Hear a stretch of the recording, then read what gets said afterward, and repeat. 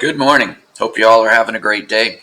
Just wanted to share with you some things that you'll be responsible for this semester as we go through the literature in this class.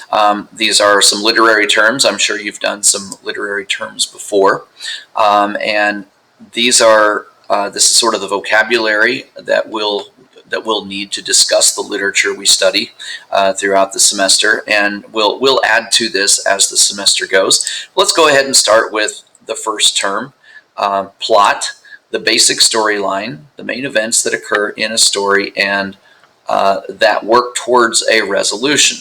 Okay, so we're talking about the simple idea of the events that occur in a story. So if you read a book or if you see a movie and somebody asks you what is that story about, and you give them sort of the rundown of the events of the story, then what you've done is given a plot summary. And that's really what we're talking about here. Very simply, the basic storyline. Here's what happens in this story, without really discussing anything more deep about the meaning or about what's going on. You're not really analyzing the character or discussing motivation or anything like that. You're just dealing with the plot. And a lot of times throughout your earlier school career, you may have discussed when you do tests and quizzes and things like that, just to see if you've determined whether you've read the assignment, a lot of times you'll get plot level questions like, does true or false, does Fred marry Wilma in this story? And you would just say true or false. That's kind of a plot level question, just to test to see if you understood the basic concepts behind it. You've been dealing with plot since you were a little kid. If you were, by the time you're about 2 or 3 years old and you read, a little kid's story, you can probably relate that story to another person. Here's what happens in Goldilocks and the Three Bears or something like that. So that's a very basic element of literature. It is what the story's about. So when people ask what is plot, and you say, what is the story about? You are correct, but you kind of have to finish that and say, it's what the story is about on the surface. Theme is also what the story is about, but it goes a whole lot deeper than the plot level. When we look at theme, let's go ahead and take a look at the definition here. A universal truth brought out, a universal truth about human nature or human experience brought out through the literature.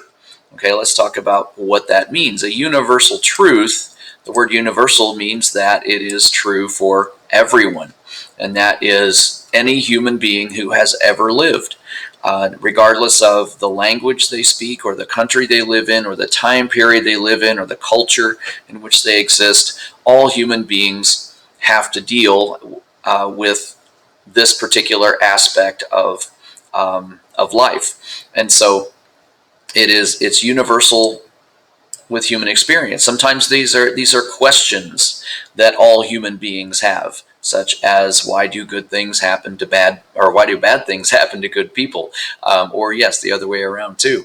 But a universal truth. Another example of a universal truth would be something like the fact that if we take a look at the story Hair by Malcolm X. We're looking at the idea of peer pressure, that all human beings are, because we are social creatures and because we desire the attention and the approval of other people, we will sometimes do things that are not good for us, or that might be dangerous, or that might compromise who we are, that sort of thing, just to gain that kind of approval. So the concept of peer pressure and the fact that we all experience it is a good example of a universal truth. And that happens in all cultures. We want to be careful about saying theme as a single word. A lot of people like to say, the theme of love. All right, well, but we have to say something about that. We can't just throw out a word. I wouldn't throw out the word peer pressure and saying that's a theme in a story. I would say something like, a theme probably should be told in a complete sentence. Like I said before, the fact that human beings all experience the desire to fit into groups, and that we will do sometimes go to extraordinary measures to gain the approval of the people who are around us so that we'll feel like we fit into those groups. That is something more like an acceptable theme statement. So I would caution against using single words to describe themes. Another thing that I hear a lot of is when people say the theme of a story. Well, any good story is going to have more than one theme. So we don't want to mistake a theme for a moral. Fables have morals. The theme or the moral to the story is look both ways before you cross the street, or don't put all your eggs in one basket, or some of those cliche terms. That's really not what a theme is. A theme cannot be stated as a somebody pointing their finger and saying do this or don't do that. It's something more complex, something we have to figure out for ourselves, and something that emerges sometimes through discussion of pieces of literature. So we're going to be doing a lot of that this semester. Let's move on then to imagery. And imagery, we'll go ahead and take a look at the definition here. A mental picture created by the author through the use of figurative language and or appeals to any of the five senses. Well, that sounds like a mouthful, so let's break that down. A mental picture created by the author through the use of figurative language. Okay, so figurative language is usually thought of as metaphors, similes, personification, hyperbole, all those things that you may have already learned in some of your English classes.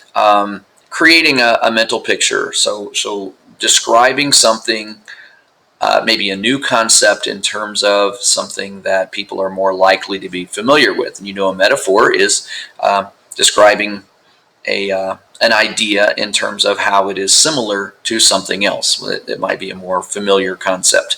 And the other part of it appeals to any of the five senses. Normally we think of describing things and creating imagery as the visual sense. What do things look like? Colors, shapes, sizes, those kinds of things. And those are really important because the visual sense is a pretty dominant sense. But don't forget, we also have four other senses. We have our sense of hearing, taste, smell, and touch. And so when you're describing something and you're trying to make your readers feel like they're experiencing it along with you rather than just hearing sort of a list of things that happen, you would want to use imagery, and you might want to describe some smells or some sounds that are happening as you're describing the event rather than just the visual sense.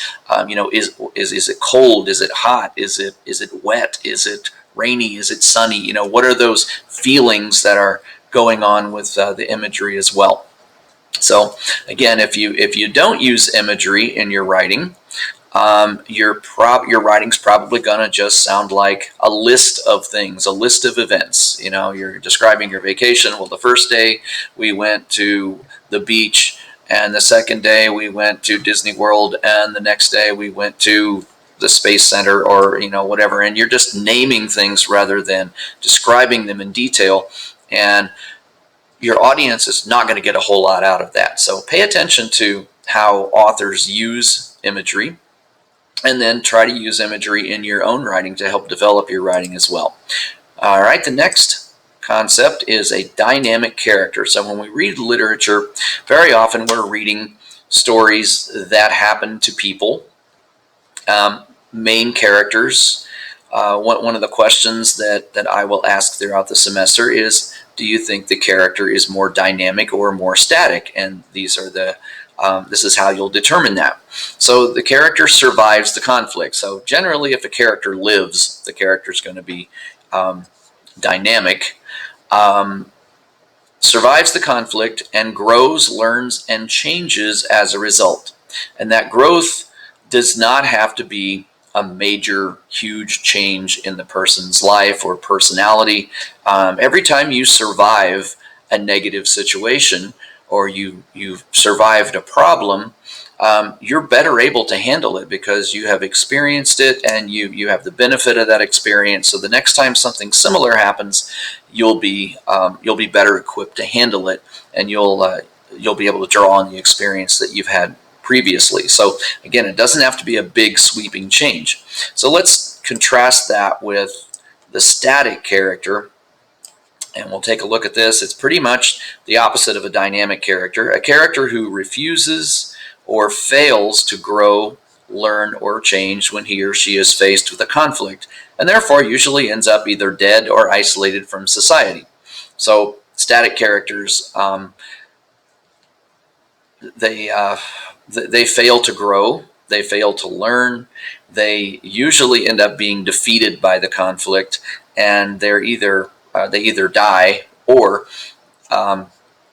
they end up sort of being isolated or locked away from society. Sometimes they're put in prison forever, or they end up isolating themselves in a house completely away from everybody.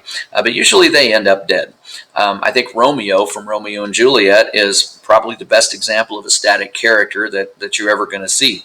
Romeo refuses to grow. He refuses to learn or change, no matter what Friar Lawrence tells him, no matter what the other adults in his life tell him, even his friends who have more common sense than he does. They just can't quite get through to him, and he keeps sticking to his old ideas. He's sort of the, that definition of the person who keeps trying the wrong solution or the same wrong solution, expecting a different result. And it ends up defeating him completely before the end of the story. I would say Juliet is sort of not far behind him. She's a static character as well. So I will probably be asking you throughout the semester, whether a character is static or dynamic, and ask you to back up your response. Okay, let's take a look at a couple of other terms, and these won't take nearly as long. Literal is when words mean exactly what they say. And this has become one of my recent pet peeves, when people sort of punctuate their sentences with the word literally. And a lot of times when they say the word literally, they don't mean it literally at all. They actually mean its opposite, figurative. So if something is literal, or something happens literally, that means it happened exactly as the words say. So if you're describing, you played basketball last night, and the team that you played had a lot of really super tall guys playing on the team, and you say, oh, those guys were literally 10 feet tall. That means they were actually 10 feet tall, which means, they should be in the Guinness Book of World Records. No, they weren't literally 10 feet tall. It just felt like they were 10 feet tall because they were so much taller than you. So we want to be really careful about that.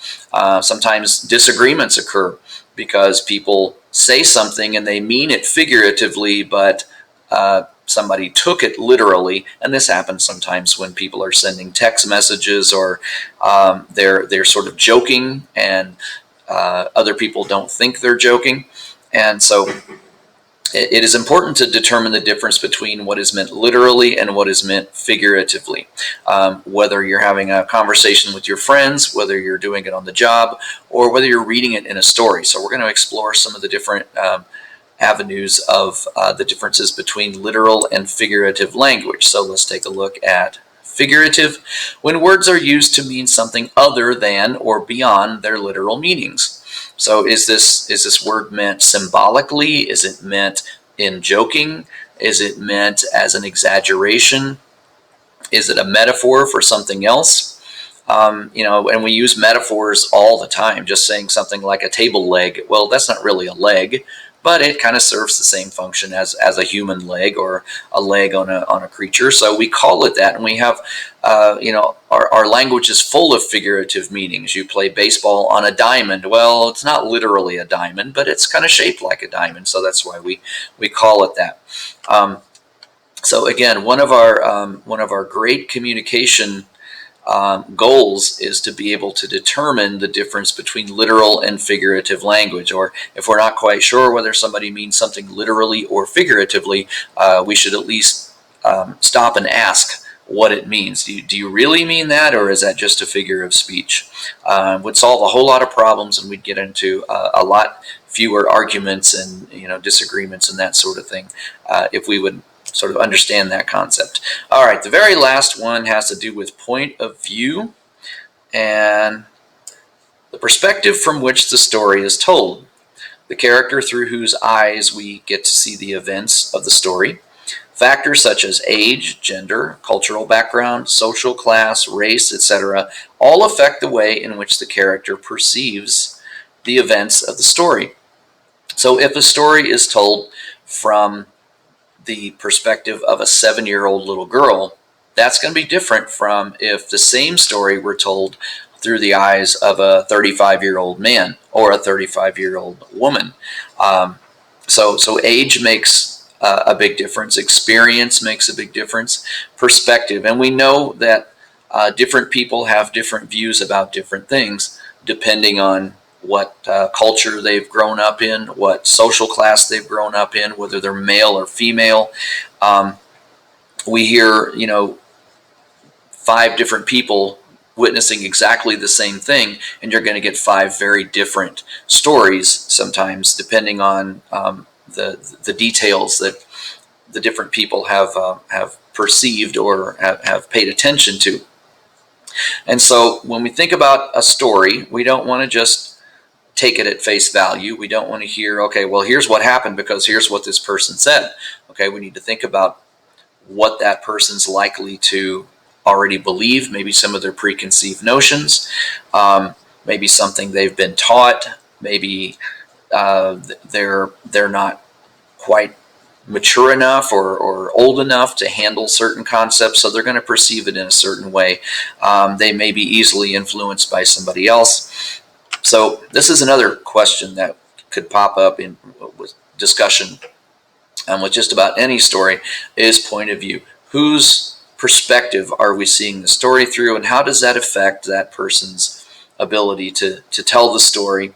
And this is really important when it comes to history, because we study history from generally a single perspective. We look at it in a textbook and we think, oh, it's in the textbook, this is exactly how it must have occurred. But then when we go back and we see letters that were written by soldiers, and we see some new information. So a lot of people have said there's no such thing as history, there are only histories. And so we've come to understand the value of looking at different people's perspectives, and from the perspectives of people whose voices are not normally heard, those are really valuable in piecing together that puzzle that is history, or that we think of as reality. So these are just a few of the literary terms we're going to be discussing this semester. Hopefully you can, as you look through the literature we've already read this semester, you can apply some of these. You've probably done some of this before, so you've had a little bit of experience, but this is, again, just sort of the foundation of where we're going to go with our study of literature this semester. So thank you for listening. I will look forward to applying these to the literature we do later on. In the meantime, have a great day, and I will see you later. Bye-bye.